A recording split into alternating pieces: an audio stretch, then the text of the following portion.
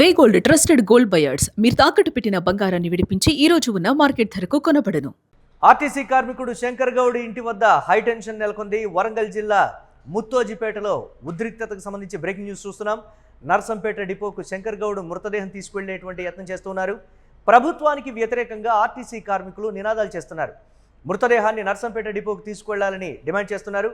పోలీసుల కాళ్ల మీద పడి ఆర్టీసీ కార్మికులు వేడుకుంటున్నటువంటి పరిస్థితి ఉంది. ఒప్పుకోకపోవడంతో పోలీసులతో కార్మికులు వాగ్వాదానికి దిగినట్టు తెలుస్తోంది. పోలీసు వాహనాన్ని ధ్వంసం చేశారు ఆర్టీసీ కార్మికులను కంట్రోల్ చేస్తున్నారు పోలీసులు. ఇక రోడ్డుపై బైఠాయించి ఆర్టీసీ కార్మికులు నిరసన వ్యక్తం చేస్తున్నారు. శంకర్ గౌడ్ ఇంటి ఎదుట టెంట్ తొలగించారు పోలీసులు.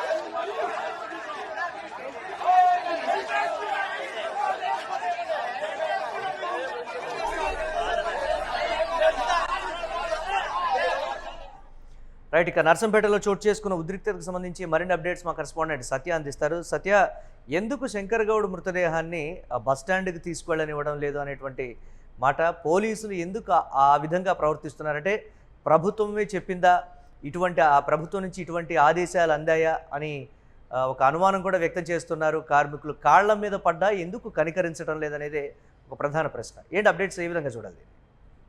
మురళి, ప్రధానంగా నిన్న వరంగల్ జిల్లా నర్సంపేట మండలంలో ఏదైతే నర్సంపేట బస్టాండ్ దగ్గర ఆయన కిరోసిన్ పోసుకొని నిప్పంటిస్తున్న ఆ విషయం మనందరికీ తెలిసిందే. సో ఈ నేపథ్యంలో ఆయన మొత్తం కూడా అంటే దాదాపు 80% కాలిపోయిన పరిస్థితి ఉంది.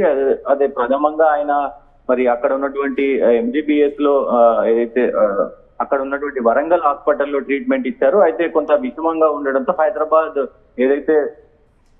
హాస్పిటల్ కు తరలించిన క్రమంలోనే ఏదైతే హైదరాబాద్ దగ్గరలో వచ్చేసరికి మరి ఆయన ప్రాణాలు కోల్పోయారు అనేది కూడా అందరికీ తెలిసిన విషయమే. దాని తర్వాత హాస్పిటల్లో మరి కొంత చికిత్స చేశారనేది కూడా తెలుస్తా ఉంది. సో ఈ నేపథ్యంలో ఎక్కడ కూడా అంటే కార్మికులు కొంత ఆందోళన చేపట్టకుండా ఈ కార్యక్రమం అంతా కూడా జరిగింది అనేది స్పష్టంగా అర్థమవుతున్న పరిస్థితి కనబడుతా ఉంది. దాంట్లో భాగంగానే సో పొద్దున మరి ఏదైతే ఆయన సొంత విలేజ్ ముత్తోజిపేటకు సంబంధించినటువంటి ఆయన సొంత విలేజ్ కు ఆ మృతదేహాన్ని అయితే తీసుకుపోయిన పరిస్థితి అయితే ఉంది. అక్కడ మృతదేహాన్ని తన ఇంటికి వెళ్తున్న క్రమంలో అక్కడ ఏదైతే నర్సంపేటలో అక్కడ బస్ స్టాండ్ ఎదుట ఆయన మృతదేహంతో మరి అందరూ కూడా కార్మికులకి కొంత మరి ఆ నివాళులు అర్పించే ప్రయత్నం చేయాలి, నివాళులు అర్పించే విధంగా మరి ప్రభుత్వం ఇటు పోలీసులు సహకరించాలంటే కూడా వాగ్వాదం నడిచిన పరిస్థితి కనబడుతా ఉంది. అక్కడికి పోలీసులు ఎక్కడ కూడా ఒప్పుకోలేని పరిస్థితి కనబడుతుంది. ఎందుకంటే ఇక్కడ ప్రధానంగా ఇప్పటికే రాష్ట్రంలో ప్రతి ఒక్క చోట ఓన్లీ వరంగల్ నర్సంపేటనే కాదు, రాష్ట్రం అంతటా కూడా హైదరాబాద్ లో ఒకవైపు పెద్ద ఎత్తున ఉద్యమమే నడుస్తుంది. ఈ ఆర్టీసీకి సంబంధించినటువంటి వ్యవహారంలో అన్ని పార్టీలు కూడా సంఘీభావం తెలుపుతా ఉన్నాయి, అందరూ కూడా మద్దతు తెలుపుతా ఉన్నారు. ఇప్పటికే అక్కడ మరి ఆర్టీసీ కార్మికులు ఆ మృతదేహాన్ని చూసిన తర్వాత కొంత భావోద్వేగానికి లోనై వేరే ఏమైనా అవాంఛనీయ సంఘటనలు జరిగే అవకాశం ఉంటది కాబట్టి కొంత అట్లా జరగకుండా చూడడానికి పోలీసులు కూడా మరి ఇది చేస్తున్న పరిస్థితి కనబడతా ఉంది. దాంతో పాటు ఇప్పుడు ప్రస్తుతం వాళ్ళు అక్కడ ఉన్నటువంటి ఏదైతే బీఆర్ఎస్ మాజీ ఎమ్మెల్యే ఒకరు అక్కడికి ఇంటికి వెళ్లారు. ఇంటికి వెళ్తే మరి ఆ డిమాండ్ ఏదైతే బస్ స్టాండ్ లో పెట్టి వాళ్లకు ఆర్టీసీ కార్మికులకు నివాళులు అర్పించే కార్యక్రమం చేపట్టాలి అనే దానిపైన కూడా కొంత పునరాలోచించారు. కొద్దిసేపటి క్రితమే అక్కడ బస్ స్టాండ్ కి కూడా తీసుకెళ్లి అక్కడ కొద్దిసేపు పెట్టి మళ్ళీ అక్కడ నుంచి మరి ఇంటికి కూడా తీసుకెళ్లిన పరిస్థితి అయితే ఉంది. ఖచ్చితంగా ఇక్కడ అంటే ఈ ప్రస్తుతం దీనికి సంబంధించి శంకర్ గౌడ్ మృతదేహాన్ని ఎంత త్వరగా వీలైతే అంత త్వరగా మరి కార్యక్రమం చేయాలనేది అటు ప్రభుత్వం అలాగే పోలీస్ అధికారులు కూడా చూస్తా ఉన్నారు. ఎందుకంటే ఎంతసేపు మృతదేహం ఇంటి దగ్గర ఉన్నా అక్కడ వేరే చోట ఉన్నా కానీ ఖచ్చితంగా మళ్ళీ కొంత అవాంఛనీయ ఘటనలు జరిగే అవకాశం ఉంటుంది. కాబట్టి ఖచ్చితంగా దీన్ని ఎంత త్వరగా వీలైతే అంత త్వరగా ఈ కార్యక్రమాలన్నీ ముగించాలి. దాంతో పాటు ఇప్పటికే పెద్ద ఎత్తున ప్రభుత్వం అన్ని డిమాండ్లను కూడా 32 డిమాండ్లను కూడా ఇప్పుడు ప్రస్తుతం మీటింగ్ నడుస్తుంది. సో అందరూ జేఏసీ నాయకులు అలాగే అధికారులు అందరూ కూడా మీటింగ్ లో పాల్గొన్నారు. ఖచ్చితంగా సానుకూలంగా ఉంది అనే వార్తలు వస్తున్నాయి. ప్రస్తుతానికైతే ఖచ్చితంగా మరి ఈ విషయం పైన రాష్ట్రం మొత్తం కూడా ఆర్టీసీ కార్మికులు అలాగే అందరూ కూడా కొంత తీవ్ర దిగ్భ్రాంతిలో ఉన్నారు. కొంత ఉద్యోగులు మాత్రం అక్కడక్కడ కొంత భావోద్వేగానికి లోనవుతా ఉన్నారు. ఇంకా ఎన్ని ప్రాణాలు బలి తీసుకుంటారు అంటూ కూడా ఇటు ప్రభుత్వాన్ని పొన్నం ప్రభాకర్ మంత్రిని మరి తిడుతున్న పరిస్థితి అయితే కనబడతా ఉంది. చూడాలి ఏ రకంగా ఉండబోతుంది. ఇప్పుడు చర్చలు అయితే జరుగుతున్నాయి. చర్చలకు సానుకూలంగా స్పందిస్తుంది అనే విధంగానైతే వార్తలు వస్తున్న పరిస్థితి కనబడతా ఉన్నాయి. మురళి చూడాలి మరి ఏ రకంగా ఉండబోతుంది ఏంటి అని. ఎందుకు మరి పోలీసుల ప్రవర్తన దానికి సంబంధించి కనీసం కూడా వారు ఎందుకు చెప్పిన దానికి వినటం లేదు అనేటువంటి మాట, టెంట్లు తొలగించడం కావచ్చు, రూడ్గా బిహేవ్ చేయడం కావచ్చు, లేకపోతే వాళ్ళని ఎక్కడికక్కడ అడ్డుకోవడం కావచ్చు, ఎందుకు దీనికి సంబంధించి మేము కూడా ప్రభుత్వంలో భాగమే కదా, మొన్నటి వరకు సేవలు అందించిన మా పట్ల ఎందుకు ఈ విధంగా ప్రవర్తిస్తున్నారనేది ప్రధానంగా వినిపిస్తున్నటువంటి పరిస్థితి. శంకర్ గౌడ్కి కనీసం మీరిచ్చే మర్యాద ఇదేనా, ప్రాణత్యాగం చేసినటువంటి వ్యక్తికనే ఒక విమర్శ కూడా ఉంది కదా పోలీసులు, దానికి సంబంధించి. డెఫినెట్ గా పోలీసుల వర్షన్ లో ఖచ్చితంగా మీరు పోలీసుల వర్షన్ అంటే శాంతి భద్రతల దృష్ట్యా పోలీసులు దీనికి నిరాకరించని పరిస్థితి కనబడుతుంది ఖచ్చితంగా. ఎందుకంటే కొంత ఏదైతే ఈ ఆందోళనకరమైనటువంటి సిచ్యువేషన్ ఎదురయ్యే అవకాశం ఉంటది కాబట్టి కొంత భావోద్వేగానికి లోనైన పరిస్థితుల్లో ఎవరు ఏం చేస్తారో తెలియని పరిస్థితి ఉంది. అయితే నిన్న ఏదైతే శంకర్ గౌడ్ ఆ కిరోసిన్ పోసుకొని అంటించుకున్న తర్వాత కూడా ఇంకొక వ్యక్తి మరి ఆత్మహత్యానికి పాల్పడ్డ పరిస్థితి కనబడుతుంది. ఇట్లా అక్కడక్కడ అవాంఛనీయ ఘటనలు జరుగుతున్నాయి కాబట్టి సో అదిగా అక్కడ మరి శంకర్ గౌడ్ మృతదేహం కనుక ఉంటే ఖచ్చితంగా కొంత మరి వేరే సిచ్యువేషన్ అయ్యే అవకాశం ఉంటది.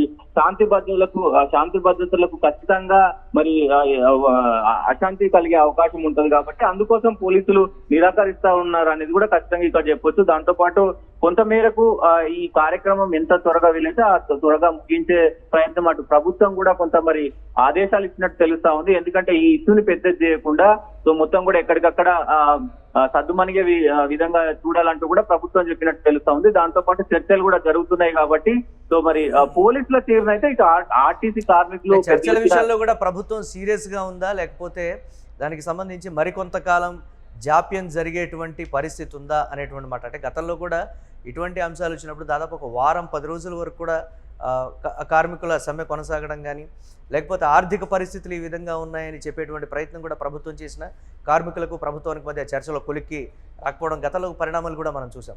ఇప్పుడున్నటువంటి ఉద్రిక్త పరిస్థితుల నేపథ్యంలో మరో ప్రాణం పోకుండా మీరే చూడాలి అని ఆర్టీసీ కార్మికులు అయితే కోరుతున్నటువంటి పరిస్థితి, దానికి సంబంధించి ఎలా ఉండబోతుంది? డెఫినెట్ గా సానుకూలంగా స్పందిస్తుంది అనేది ఖచ్చితంగా తెలుస్తుంది. ఇప్పటికే 32 హామీల్లో 29 హామీలు సానుకూలంగా ఉంది అనేది ఇప్పటికే తెలిసిన విషయం. అయితే కొన్ని ఏదైతే ఈ ప్రభుత్వంలో విలీనం విషయంలో మాత్రం ఖచ్చితంగా మరి ప్రభుత్వం ఏం నిర్ణయం తీసుకుంటుందో అనేది ఉత్కంఠగా మొదలైన పరిస్థితి. అలాగే పిఎస్సీలు కావచ్చు, డిఏలు కావచ్చు, అట్లాంటి విషయాల్లో వాటిని ఒక 3-4 ఉన్నాయి. అది కార్మిక సంఘాలకు సంబంధించినటువంటి వ్యవహారం కావచ్చు. ఈ 3-4 మాత్రమే.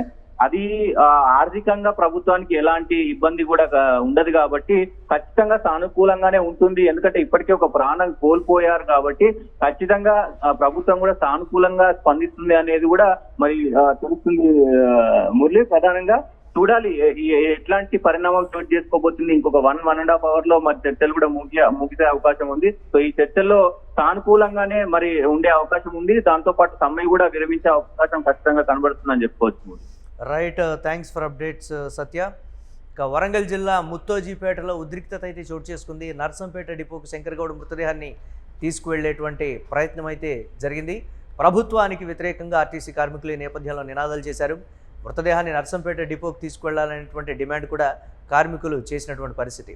పోలీసుల కాళ్ల మీద పడి ఆర్టీసీ కార్మికులు వేడుకున్నా కానీ పోలీసులు అక్కడ కనికరించలేదు, మానవతా దృక్పథంతో కూడా వ్యవహరించలేదు అనేటువంటి మాట. ఒక వ్యక్తి చనిపోయి ప్రాణత్యాగం చేస్తే అతనికి ఇచ్చేటువంటి కనీస మర్యాద ఇదేనా అంటూ కూడా అక్కడ ఆర్టీసీ కార్మికులు కాళ్ల మీద పడి వేడుకున్నప్పటికీ వారి పట్ల పోలీసులు వ్యవహరించినటువంటి తీరు యూటీవీ స్క్రీన్ మీద ఎక్స్క్లూజివ్గా చూస్తున్నాం.